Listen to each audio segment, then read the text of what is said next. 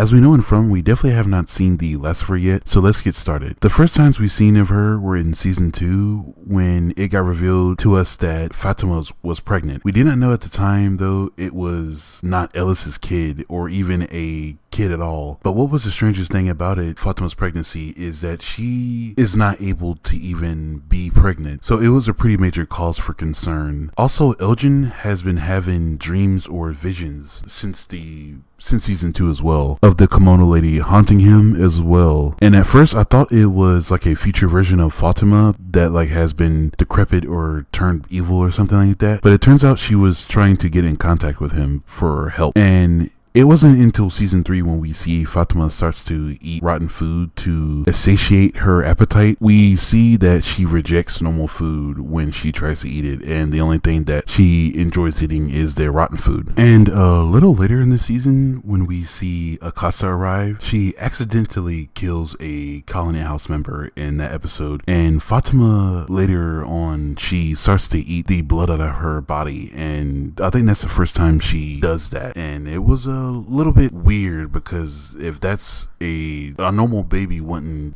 pregnancy cravings aren't human blood, so yeah. So now we know that Fatima, something wrong is going on. It's not normal. And also a little bit before all of this, Elgin and Julie were hanging out in, I think, the cellar of the town or somewhere near the cellar, and they find a camera, and Elgin kind of like takes to it and he starts to use it around town, and he seems like the happiest that he's ever been ever since finding the camera, but he is just using a lot. And eventually he takes a picture of Fatima, and when he's looking at it, we can see the kimono lady appear in the background of the picture. And a little later we see him with the camera again, and another photo snaps by itself, and this time it's a picture of the cellar that we see that has been shown throughout the seasons. And Elgin goes there and he finds a man with a boulder crushed on top of him, and he says, "Is this the spot where we're going to do it?" And we all know what happens after that. He kidnaps Fatima and he tries to force feed her his blood so the baby will grow quicker. And he explains to her that it's not her baby but someone else's baby, and a baby is actually there because they do try to do a ultrasound, but nothing appears during that. And after all that, the town realizes that Fatima is missing, and so they go and try to find her. And this is after she kills Tilly as well. But during finding her, Elgin has to go back out to keep up appearances to make it look like he was not the one to kidnap her. And the kimono lady starts to appear like without there being any type of dream or picture being taken, because previously that's how she was contacting Elgin, at least. And we then see her start to have the baby, and the kimono lady is there also delivering it as well, while Elgin is also being tortured by Boyd so they can figure out where Fatima is. And then after all the craziness, the baby is actually born, but it's revealed to us that it is not a baby but Smiley.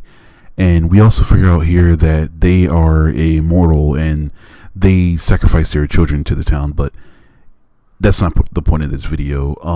The kimono lady, from all the clues that we can gather from the TV show, and even we know that the kimono from what she's wearing is Japanese. So I did a little bit of research about Japanese folklore, because that's what it seems like that the main themes of this show are all about. And I found a yokai or ghost in the Japanese folklore called a abume, and I think that's how you pronounce it correctly. I do apologize if I'm incorrect. And also real quick, we know it's a ghost because when Christy and Marielle were doing the ultrasound of Fatima, there was nothing in her stomach, but Fatima is swearing up and down that she has a baby inside of her because, all of the symptoms that she says and stuff like that. But back to what the ubume is. They're described as a woman who dies during childbirth, and the reason that they turn into a ghost or a yokai is because the anxiety that they hold for their child still weighs on them, but they can have many different appearances as well. They normally wear a white dress that is bloodstained to symbolize childbirth, and it's a little terrifying, the art that I've seen of the ubumes. But they haunt the area close by where they pass away during childbirth, and they appear on dark rainy nights and try to get people to take their child from them so they can care for it instead. Sometimes they also just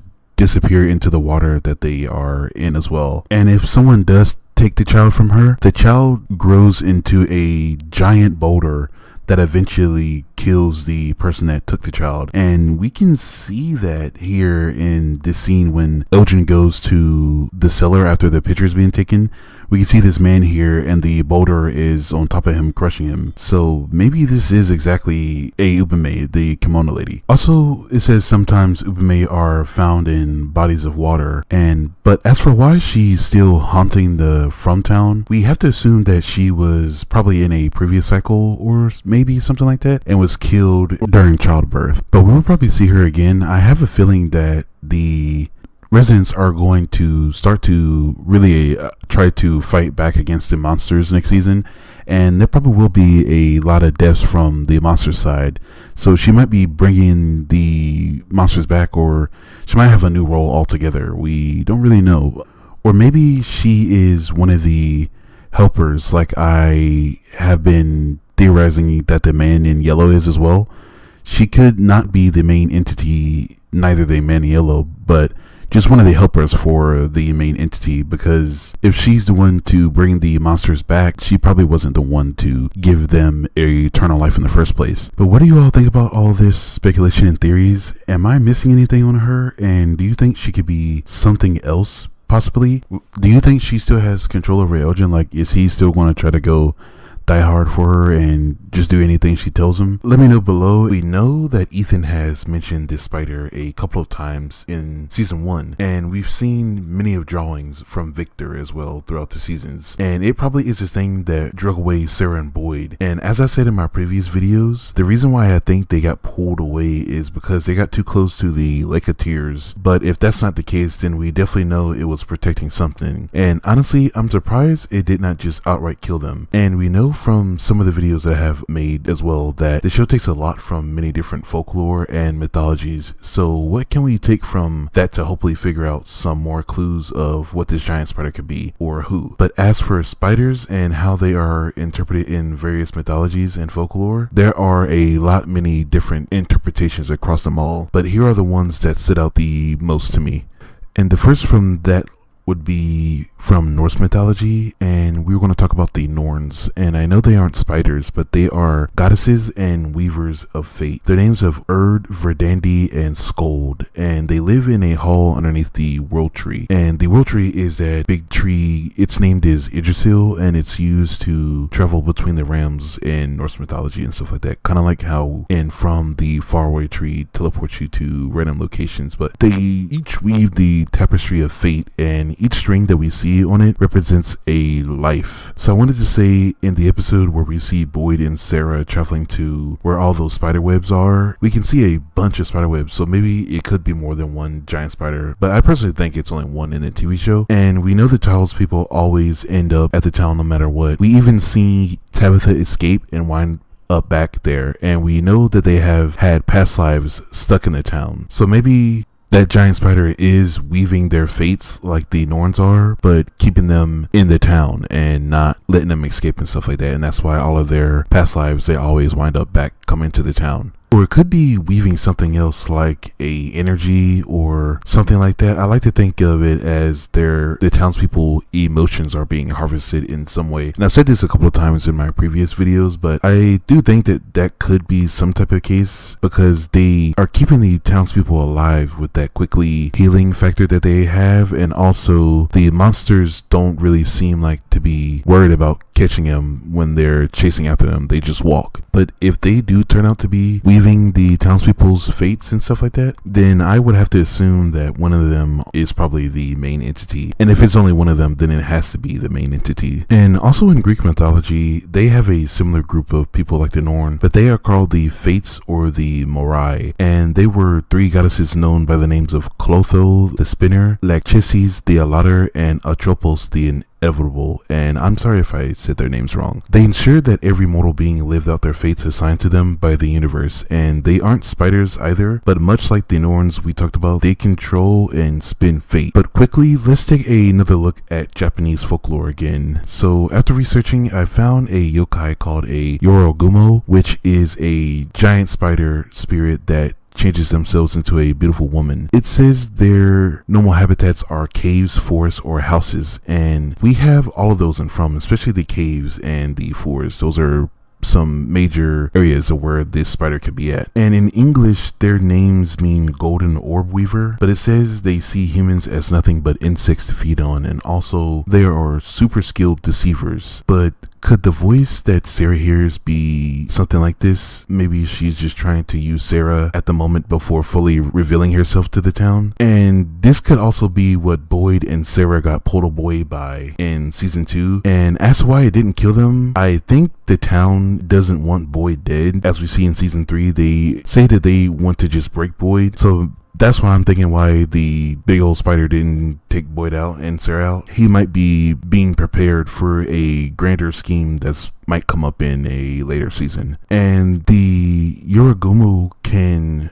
control lesser spiders and also has control over smaller spiders that can breathe fire. And those lesser spiders could be sent to attack Boyd in season 2. They could have been sent by the Yoragumo as well. The yokai are strange creatures and phenomena of many different variations. They could be ghosts, demons, shape-shifting animals, and even trickster spirits. All of these things reside in a yokai realm. But the yokai are known to be malevolent, but when the moment calls for it, they can also be playful and even helpful in some situations. So maybe the spirits that we see in the show could be the boy in white, and the Ankui kids are yokai as well. They're the only ones who don't seem to want to hurt the residents also. But it says that they even often interact with the human world. But what is a yokai realm though? Well, it's a supernatural world where yokai reside. They are often associated with certain natural locations like a forest or even various bodies of water. And we have both of those in From, especially the creepy magical forest that we see throughout all of the seasons. And who knows what could be found in those woods. But it says the realm mirrors the real world. And some examples of what can be found in these places could be living inanimate objects and small mundane creatures, or even up to godlike beings. And this could be the reason why the realm traps humans in the town, in the From town. And the main entity could be a godlike yokai that is feeding off of the humans, or maybe for some other reason. But what's even crazier is that the talismans are in the show are much like charms that they use in Japanese folklore. They keep the yokai away, and they were called ofuda. But yokai realms are the only place that has a high concentration of magic, and it is said that magic can exist out of the realm, but there really are no other places that allows the yokai to thrive like they do in their realms. So maybe if Julie were able to lead the city, she probably will not have any powers to use, and maybe the charms will not work as well if they were taken out of the town. But I also have found that the yokai realms have lasted as long as the earth has been here, but I found that the worlds tried to exist within the same place, the yokai realm and the normal world, and that caused for a great imbalance, and the world basically became one with one another. So the From town could have been at some point separate from the earth, and then eventually became one. But I still think, like I said in the earlier video that I made about the townspeople, is that the first townspeople have to heard of this land being a